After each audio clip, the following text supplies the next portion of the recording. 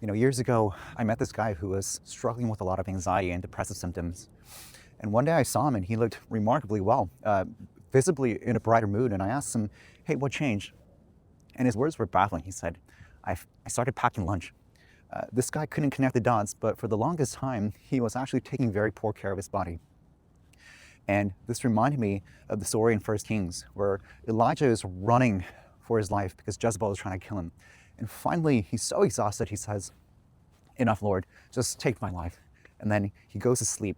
The Lord sends him an angel to feed Elijah. And then he sleeps again. And then the angel wakes him up again to eat. And then he's energized for the journey ahead of him.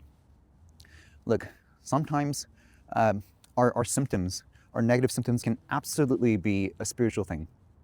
But sometimes it's because we're actually taking very poor care of our earthly bodies. Look, just because our bodies will be renewed in heaven, it doesn't give us the right to abuse our earthly vessels here. We have to take proper care so that we can continue on in the journey. Look, this is not a one-day race. We have our whole journey ahead of us. And yes, sometimes we need to sprint, sometimes we need to go uphill, but you can't run your body to the ground. You got to plan for the whole journey. So I don't know who I'm talking to, but somebody out there, get some good food, get some good rest.